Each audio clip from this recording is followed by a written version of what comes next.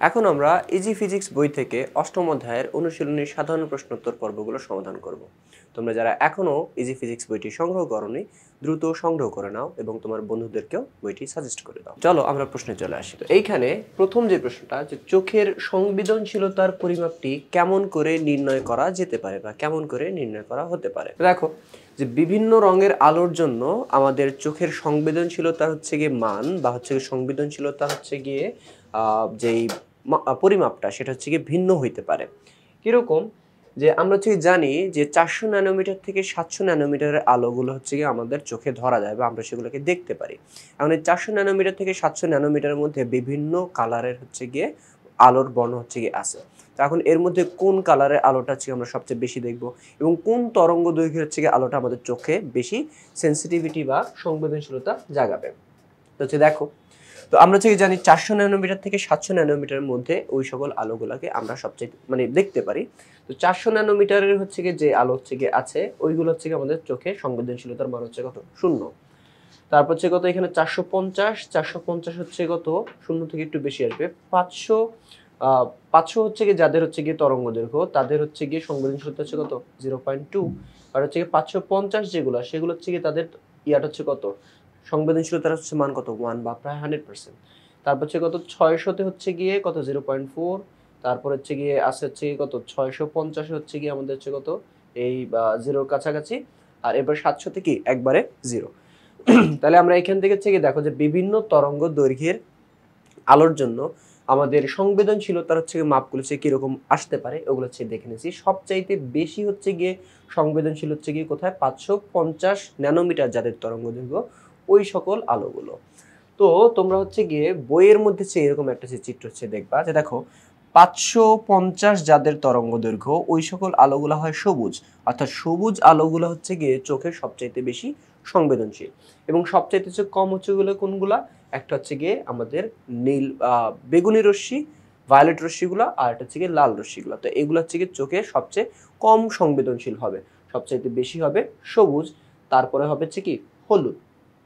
তো এইখানে হচ্ছে গিয়ে আমরা তরঙ্গ দৈর্ঘ্য হচ্ছে কি বলছি, তোমরা তরঙ্গ দৈর্ঘ্যের সাথে সাথে আলোর বর্ণের কথা হচ্ছে কি বলতে পারো। তো এখানে হচ্ছে দেখো একই কথা বলা আছে, এখানে বিভিন্ন তরঙ্গ দৈর্ঘ্যের আলোর বিপরীতে চোখের সংবেদনশীলতার লেখচিত্র অঙ্কন করা হয়েছে। তো ভিন্ন ভিন্ন রঙের আলোর তরঙ্গ দৈর্ঘ্য ভিন্ন ভিন্ন। আমরা লেখচিত্রে যে কোনো রঙের আলোর তরঙ্গ দৈর্ঘ্য বসিয়ে ওই আলোর জন্য চোখের সংবেদনশীলতার মান পেতে পারি।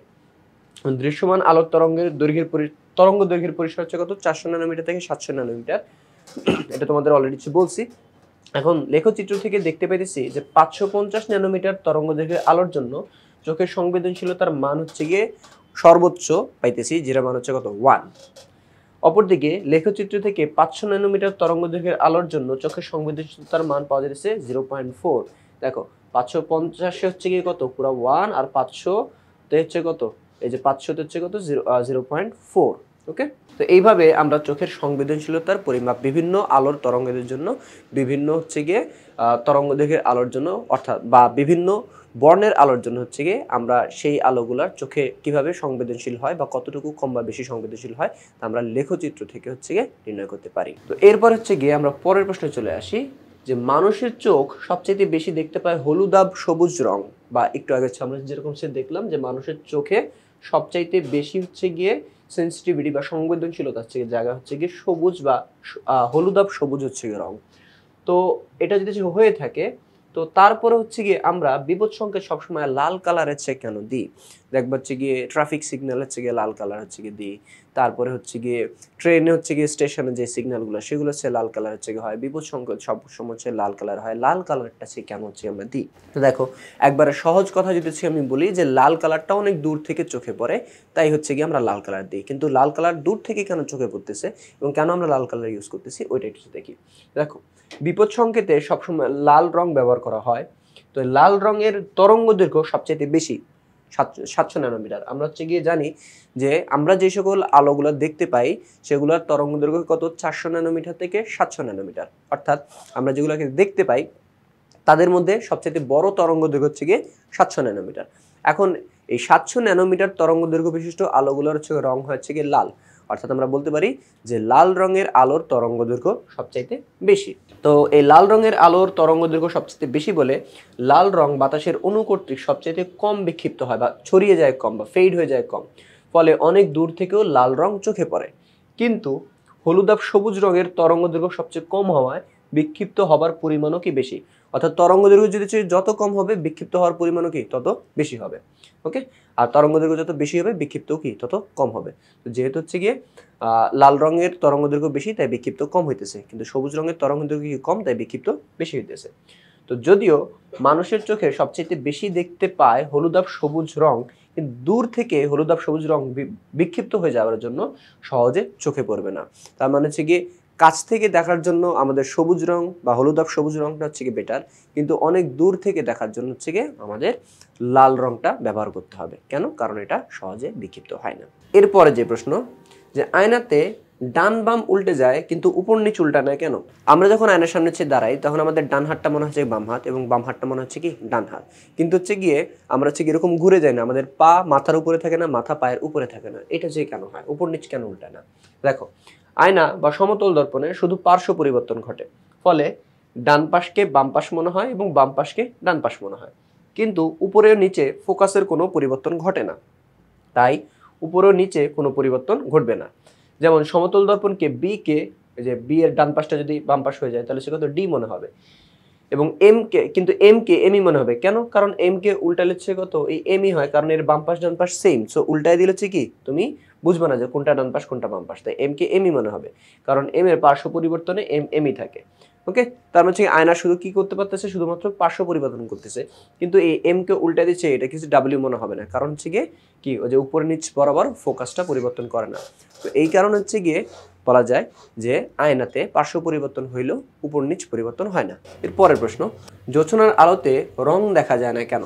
যারা হচ্ছে গিয়ে পূর্ণিমার আলো বা হচ্ছে গিয়ে জোছনার আলোতে হচ্ছে গিয়ে যারা হচ্ছে গিয়ে রাত্রে বাইরে হচ্ছে গিয়ে একটু হাঁটাহাঁটি করছো, এরা হয়তো বা একটু খেয়াল করবা যে পূর্ণিমার হচ্ছে গিয়ে আলোতে বা জোছনার আলোতে আমরা বিভিন্ন বস্তু দেখতে পাই, কিন্তু সেই বস্তুগুলোর অ্যাকচুয়াল কালার দেখতে পাই না, তাদের শেপটা আবছা আবছা বোঝা যায়, আবছা আবছা চোখে পড়ে, কিন্তু সেটা কোন কালারের দিনের বেলা যেরকম উজ্জ্বল দেখা যায় ওইরকম কিন্তু হচ্ছে গিয়ে জোছনার আলোতে দেখা যায় না।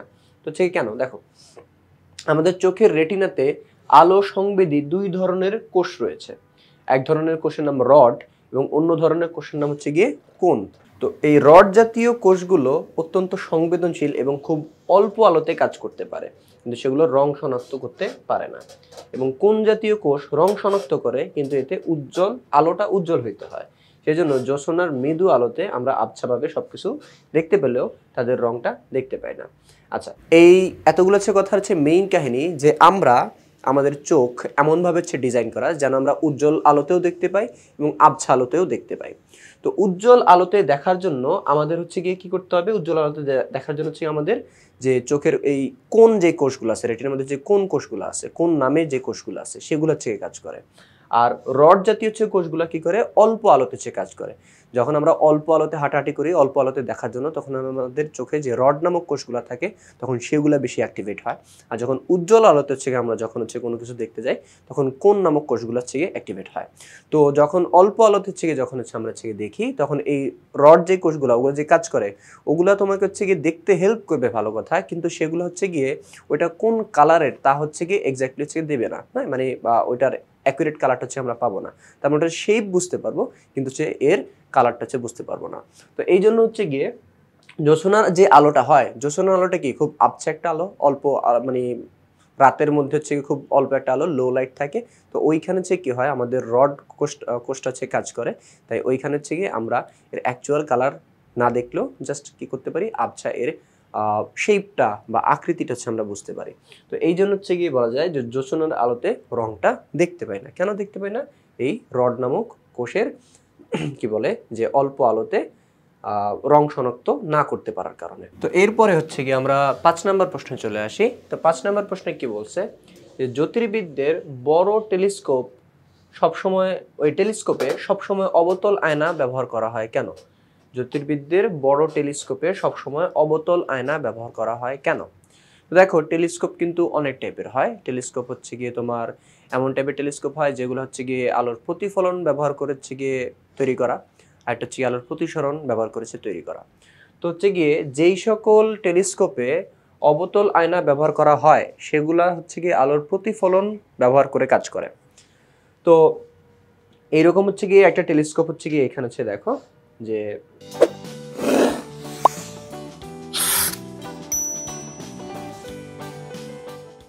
এই যে এই ধরনের যে টেলিস্কোপটা, হ্যাঁ, তো এই টেলিস্কোপ হচ্ছে গিয়ে অবতল দর্পণ ব্যবহার করা হয়। টেলিস্কোপ দিয়ে কি করে? টেলিস্কোপের কাজ হচ্ছে গিয়ে যে মহাকাশের দূরের হচ্ছে গিয়ে গ্রহ উপগ্রহ বা হচ্ছে নক্ষত্র এগুলো হচ্ছে গিয়ে ছবি হচ্ছে গিয়ে দেখা। তো এখন হচ্ছে গিয়ে আমরা তো এইগুলো হচ্ছে গিয়ে এই জ্যোতির্বিদ্যার যে বড় বড় হচ্ছে টেলিস্কোপ ওইখানে হচ্ছে গিয়ে আমরা কেন অবতল আয়না হচ্ছে ব্যবহার করেছি দেখো। আমরা জানি অবতল আয়নার সবচেয়ে বড় ব্যবহার হচ্ছে গিয়ে টেলিস্কোপে। তো পৃথিবীর সবচাইতে বড় এবং সবচাইতে সূক্ষ্ম টেলিস্কোপে অবতল আয়না ব্যবহার করা হয়। পৃথিবীতে অনেক বড় যেই টেলিস্কোপ আছে ওইখানে হচ্ছে গিয়ে অবতল আয়না ব্যবহার করা হয় এবং সবচাইতে ছোট বা সূক্ষ্ম যে টেলিস্কোপ আছে ওইখানেও অবতল আয়না ব্যবহার করা হয়। তো আমরা হচ্ছে গিয়ে মনে করি যে যে অবতল আয়নার একমাত্র হচ্ছে গিয়ে কাজ হচ্ছে গিয়ে কি যে ছোট জিনিসকে অনেক বড় করে দেখানো। যে অবতল আয়না যদি ফোকাস দূরত্বের কম দূরত্বে যদি আমরা বস্তু রাখি তাহলে অনেক বড় হচ্ছে গিয়ে প্রতিবিম্ব তৈরি হয়। তো অনেক হচ্ছে মনে করে তো এই একই কাজ যে যেহেতু হচ্ছে গিয়ে অনেক দূরের বস্তু আমরা মহাকাশের বস্তু অনেক ছোট দেখতে পাই, তো এইটাকে হচ্ছে একটু বড় করেছে দেখানোটাই বুঝি হচ্ছে গিয়ে আমাদের টেলিস্কোপের মূল দায়িত্ব। কিন্তু এছাড়াও টেলিস্কোপের আরেকটা হচ্ছে গিয়ে মূল দায়িত্ব হচ্ছে গিয়ে যে সেই প্রতিবিম্বটাকে বা আমরা যেটাকে দেখতে চাইতেছি তার প্রতিবিম্বটাকে স্পষ্ট করে হচ্ছে গিয়ে একটা ছবি তুলে ধরা বা স্পষ্ট একটা প্রতিবিম্ব তৈরি করা। তো এই স্পষ্ট প্রতিবিম্বের জন্য হচ্ছে গিয়ে আমাদের অবতল আয়নার আকারটা বড় করতে হবে। অবতল আয়নার আকারটা যত বড় হবে টেলিস্কোপের মধ্যে থাকা অবতল আয়নার আকারটা যত বড় হবে সে তত বেশি আলোকে ধারণ করতে পারবে এবং সাথে সাথে তত স্পষ্ট প্রতিবিম্ব আমাদের দিতে পারবে। তো এই অবতল হচ্ছে গিয়ে আয়নাটা হচ্ছে গিয়ে কেন হচ্ছে গিয়ে আমাদের বড় হচ্ছে গিয়ে প্রতিবিম্ব লাগবে এখানে খেয়াল করো। তো দেখো ওই উপরে হচ্ছে গিয়ে আকাশ বরাবর ধরে রাখছে, এখান থেকে আলো এখানে হচ্ছে আসবে, এসে এখানে কিন্তু একটা অবতল দর্পণ আছে, এটার স্ট্রাকচারটা সেরকম হবে। এই যে এখান থেকে আলো ঢুকতেছে, মহাকাশ থেকে কোনো বস্তুর আলো এখানে এসে ঢুকলো, ঢুকে এইখানে লাস্টে কি আছে একটা অবতল দর্পণ আছে। এখান থেকে আলো হচ্ছে কি সমান্তরালে আপতিত হইলে আমরা জানি ফোকাস বিন্দুর মধ্যে যাওয়ার চেষ্টা করে, যে সমান্তরালে আপতিত হলো এই বরাবর চলে আসবে, এইখান থেকে যে আলোক রশ্মিটা গেছে হচ্ছে গিয়ে আপতিত হয়ে এইখানে আসার চেষ্টা করবে। তো এখন এখানে ফোকাস বিন্দুতে মিলিত হওয়ার আগে এখানে আরেকটা হচ্ছে কি দর্পণ থাকবে, সমতল দর্পণ থাকবে। এই সমতল দর্পণটাকে হচ্ছে গিয়ে এইভাবে একটু অ্যাঙ্গেল করে রেখে দিবে যেন হচ্ছে গিয়ে এইটা এখানে আপতিত হওয়ার পর এখানে চলে আসে এবং দ্বিতীয় আলোক রশ্মিটা এখানে আপতিত হওয়ার পরে এখানে চলে আসে। তো এতে করে হচ্ছে গিয়ে প্রতিবিম্বটা হচ্ছে কই তৈরি হবে এইখানে, এবং ওই প্রতিবিম্বটা কি এই যে যে কি বলে আরেকটা হচ্ছে নল আছে, ওই নলটা হচ্ছে দেখা যাবে, মানে এই বরাবর হচ্ছে চোখ রাখলে চোখের মধ্যে হচ্ছে গিয়ে প্রতিবিম্বটা তৈরি হবে। তো এইখানে এই যে অবতল দর্পণটা, এই অবতল দর্পণটা যত বড় হবে সে তত বেশি আলো এখানে নিতে পারবে এবং তত বেশি আলো কি হবে এখানে প্রতিফলিত হয়ে আমাদের চোখে তত স্পষ্ট একটা প্রতিবিম্ব তৈরি হবে। তো এই কারণে হচ্ছে কি আমরা বলতে পারি যে আমাদের যে জ্যোতির্বিদ্যের যে আয়না বা জ্যোতির্বিদ্যের যে বড় টেলিস্কোপ আছে সেখানে হচ্ছে কি সবসময় অবতল দর্পণ কেন ব্যবহার করি এবং সেখানে মানে বড় যে অবতল আয়না সেগুলো হচ্ছে কি কেন ব্যবহার করি। তো আমরা হচ্ছে গিয়ে বড় টেলিস্কোপে সবসময় বড় অবতল আয়না ব্যবহার করতে চাই এই কারণে যেন হচ্ছে গিয়ে আমরা একটা স্পষ্ট প্রতিবিম্ব দেখতে পাই। তো এরপরে যে প্রশ্ন যে আলোর প্রতিফলন বলতে কি বুঝো, আলোর প্রতিফলন বলতে কি বুঝো। তো পরের প্রশ্নটা যে এরকম ছিল যে আলোর প্রতিফলন বলতে কি বুঝো। তো এখানে হচ্ছে দেখো যে আলোক রশ্মি যখন একটা মাধ্যম থেকে অন্য মাধ্যমে প্রবেশ করে তখন প্রথম মাধ্যম থেকে দ্বিতীয় মাধ্যমে যাবার সময় খানিকটা আলো আবার প্রথম মাধ্যমেই ফেরত আসে, এই ঘটনাটাকে আলোর প্রতিফলন বলে। এখানে যে খেয়াল করো যে এইটা একটা মাধ্যম এবং এটা কি আরেকটা মাধ্যম।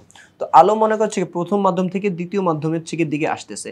তো প্রথম মাধ্যম থেকে যখন দ্বিতীয় মাধ্যমের যে বিভেদ তল, ঠিক আছে, বিভেদ তল মানে কি এমন একটা হচ্ছে তল যেটা প্রথম মাধ্যম এবং দ্বিতীয় মাধ্যমকে আলাদা হচ্ছে করে।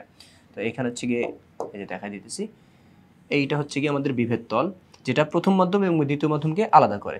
তো প্রথম মাধ্যম থেকে একটা আলোক রশ্মি হচ্ছে গিয়ে এখানে এসে হচ্ছে গিয়ে পড়লো প্রথম মাধ্যম থেকে দ্বিতীয় মাধ্যমের দিকে যাইতে। তো যাওয়ার পর হচ্ছে কি হবে কিছু আলো প্রতিসরিত হয়ে যাবে, কিছু আলো শোষিত হয়ে যাবে।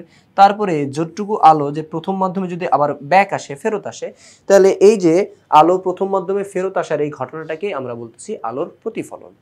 তো এই ছিল হচ্ছে আলোর প্রতিফলন। তো এখন হচ্ছে গিয়ে 7 নম্বর প্রশ্নটার দিকে তাকাই। 7 নম্বর প্রশ্নে কি বলছে যে নিয়মিত প্রতিফলন ও ব্যাপ্ত প্রতিফলন বলতে কি বোঝায়? নিয়মিত প্রতিফলন এবং ব্যাপ্ত প্রতিফলন বলতে কি বোঝায়? তো দেখো নিয়মিত প্রতিফলন কি, যে যদি একগুচ্ছ আলোকরশ্মি সমান্তরালে আপতিত হওয়ার পরে সমান্তরালে যদি প্রতিফলন হয়ে যায়, সমান্তরালে যদি প্রতিফলন হয়ে যায় বা প্রতিফলিত হয়ে যায়, তাহলে সেই প্রতিফলনটাকে বলা হয় আলোর নিয়মিত বা সুষম প্রতিফলন। আলোর নিয়মিত বা সুষম প্রতিফলন। অন্যদিকে ব্যাপ্ত প্রতিফলন জিনিসটা কি, যদি একগুচ্ছ আলোকরশ্মি আপতিত হবে সমান্তরালে, সমান্তরালে আপতিত হইল কিন্তু প্রতিফলন হওয়ার সময় এরা বিক্ষিপ্তভাবে প্রতিফলিত হয়ে গেছে। নিয়মিততে কি হয়েছে, সমান্তরালে আপতিত, সমান্তরালে প্রতিফলিত, কিন্তু এখানে কি হবে, সমান্তরালে আপতিত কিন্তু হচ্ছে কি বিক্ষিপ্তভাবে প্রতিফলিত যদি হয়ে যায়, তাহলে সেটা হবে আলোর অনিয়মিত বা ব্যাপ্ত প্রতিফলন। তো আলোর নিয়মিত বা সুষম প্রতিফলনটা হচ্ছে কি মসৃণ পৃষ্ঠে ঘটে থাকে, আর অনিয়মিত বা ব্যাপ্ত প্রতিফলনটা অমসৃণ কোনো পৃষ্ঠে ঘটে থাকে।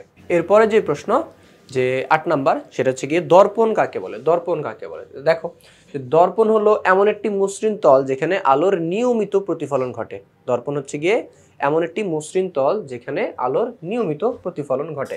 এটা হচ্ছে গিয়ে তোমার এক কথার আর কি প্রশ্নের হচ্ছে উত্তর। এরপরে হচ্ছে গিয়ে 9 নম্বর প্রশ্নটা, যে প্রতিবিম্ব কাকে বলে এবং প্রতিবিম্ব কয় প্রকার ও কি কি? প্রতিবিম্ব কাকে বলে এবং প্রতিবিম্ব কয় প্রকার ও কি কি? তো দেখো প্রতিবিম্ব সংজ্ঞাটা এরকম, যে কোনো বিন্দু থেকে নির্গত আলোকরশ্মিগুচ্ছ কোনো তলে প্রতিফলিত বা প্রতিসরিত হওয়ার পর যদি দ্বিতীয় কোনো বিন্দুতে মিলিত হয় বা দ্বিতীয় কোনো বিন্দু থেকে অপসারিত হচ্ছে বলে মনে হয়, তখন ওই দ্বিতীয় বিন্দুকে প্রথম বিন্দুর প্রতিবিম্ব বলে। তো প্রতিবিম্ব দুইটা ঘটনার কারণে তৈরি হয়, একটা হচ্ছে প্রতিফলনের কারণে তৈরি হইতে পারে, একটা হচ্ছে প্রতিসরণের কারণেও তৈরি হইতে পারে। ওকে, এই জন্য হচ্ছে এখানে প্রতিফলিত বা প্রতিসরিত হওয়ার পর দুইটা কথা হচ্ছে কি বলছে। তো এখন এই প্রতিবিম্ব হচ্ছে কি দুই প্রকার হয়ে থাকে, একটা হচ্ছে বাস্তব প্রতিবিম্ব আর একটা হচ্ছে অবাস্তব প্রতিবিম্ব। যদি প্রতিফলন বা প্রতিসরণের পরে আলোকরশ্মিগুলো সত্যি সত্যি একে অপরকে ছেদ করে, তখন যে প্রতিবিম্বটা তৈরি হয় সেটা হচ্ছে বাস্তব প্রতিবিম্ব। আর যদি এরকম মনে হয় যে আলোকরশ্মিগুলো কোনো একটা নির্দিষ্ট জায়গা থেকে বের হয়ে আসতেছে বলে মনে হয়, আসলে বের হইতেছে না কিন্তু দূর থেকে দেখলে মনে হয় যে একটা নির্দিষ্ট বিন্দু থেকে বের হয়ে আসতেছে, তখন ওই ধরনের প্রতিবিম্বগুলোকে বলা হয় বা ওই বিন্দুটাকে বলা হয় তখন অবাস্তব প্রতিবিম্ব।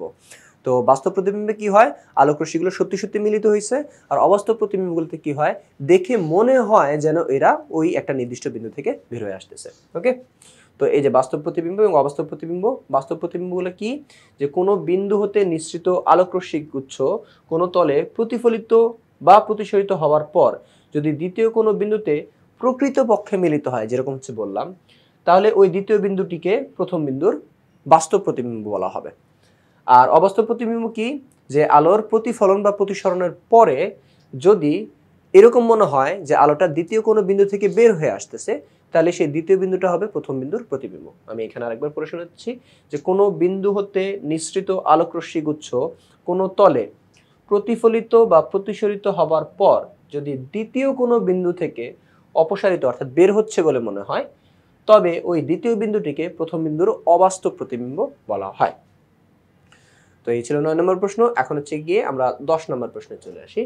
এখানে হচ্ছে কি বলছে, যে অবতল দর্পণে কিভাবে বাস্তব প্রতিবিম্ব সৃষ্টি হয় তা রশ্মি চিত্রের মাধ্যমে এঁকে দেখাও। তো দেখো অবতল দর্পণে হচ্ছে গিয়ে বেশ কয়েকটা জায়গায় হচ্ছে গিয়ে বাস্তব প্রতিবিম্ব তৈরি হয়। তো আমরা একটু বোর্ডে তাকাই আগে।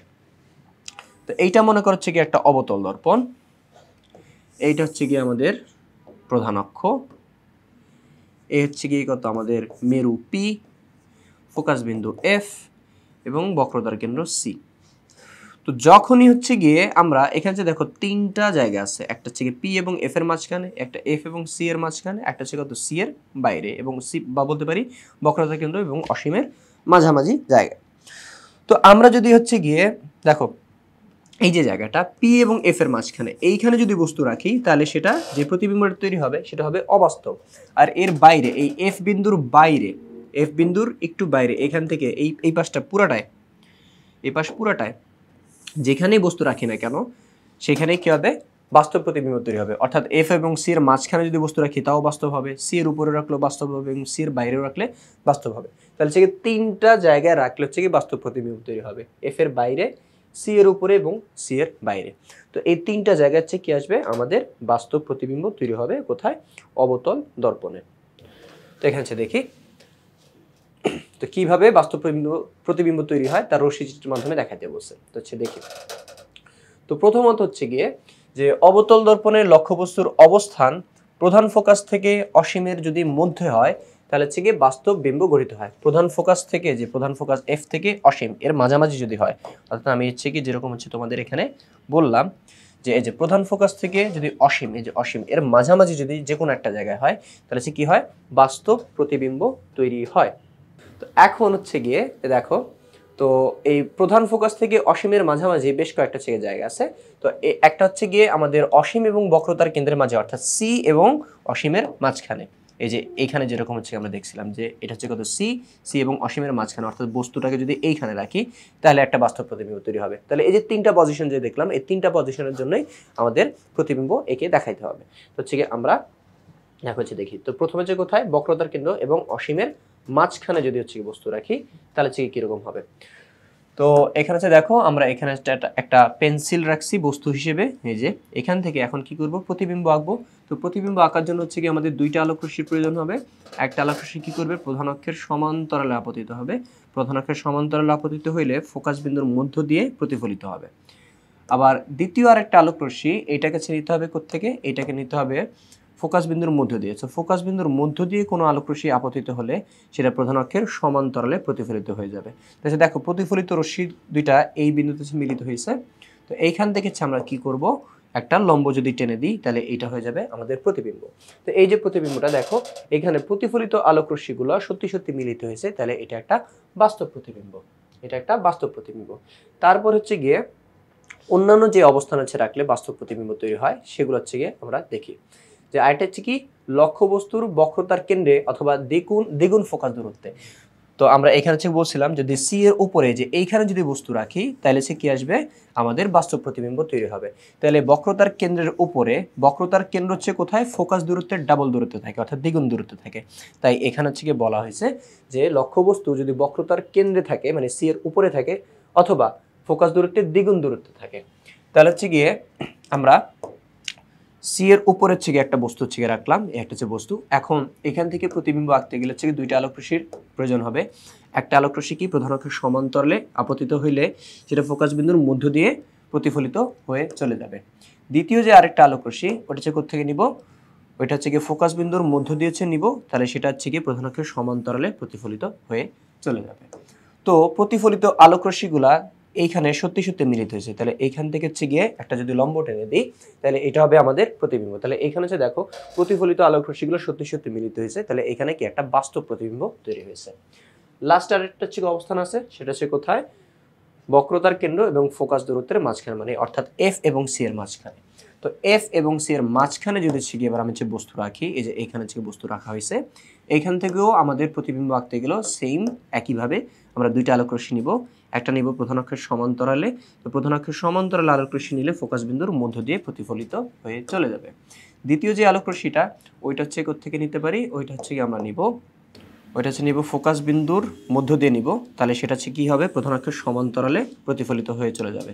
তাহলে এইখানে দেখা যাইতেছে যে প্রতিফলিত রশ্মিগুলা সত্যি সত্যি মিলিত হয়ে গেছে, তাহলে ওইখান থেকে লম্ব টানলে আমরা হচ্ছে গিয়ে একটা প্রতিবিম্ব পাবো, যে প্রতিবিম্বটা হচ্ছে গিয়ে বাস্তব।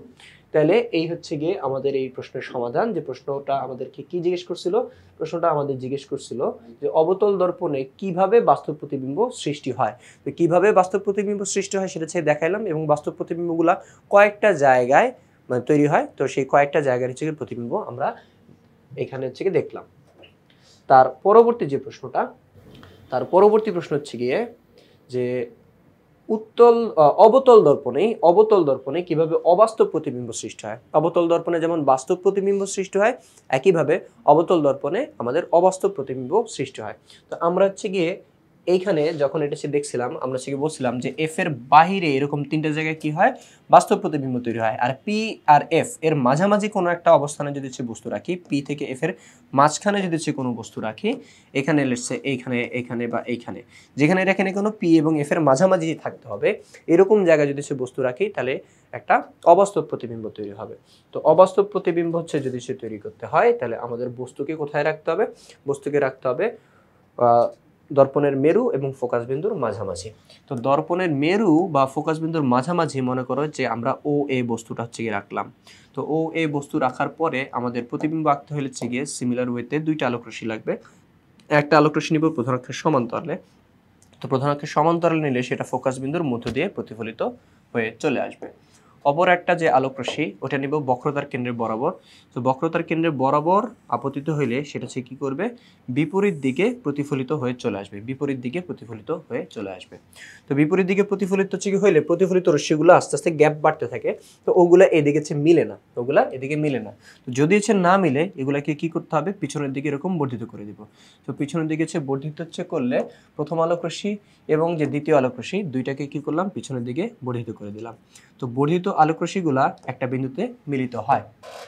তো ওই বিন্দু থেকে আমরা যদি এখন যদি লম্বটা নেই তাহলে এটা হবে কি আমাদের প্রতিবিম্ব। এই যে এইখান থেকে যখন কোনো চোখের মধ্যে আলোগুলো এসে ঢুকবে তখন তার কাছে মনে হবে এই বিন্দু থেকে আলোক রশ্মিগুলো বের হয়ে আসতেছে, তাহলে এই বিন্দু থেকে যে লম্বটা আসবে ওইটা হবে কি প্রতিবিম্ব। এবং এই প্রতিবিম্বটা অবাস্তব। কেন অবাস্তব? কারণ প্রতিফলিত রশ্মিগুলো সত্যি সত্যি মিলিত হয় নাই, দেখে মনে হইতেছে একটা বিন্দু থেকে বের হয়ে আসতেছে। তাহলে হচ্ছে গিয়ে এইভাবে হচ্ছে গিয়ে অবতল দর্পণে আমরা অবাস্তব প্রতিবিম্ব সৃষ্টি করতে পারি। আর এইখানে হচ্ছে গিয়ে বর্ণনা দিয়ে দেওয়া আছে।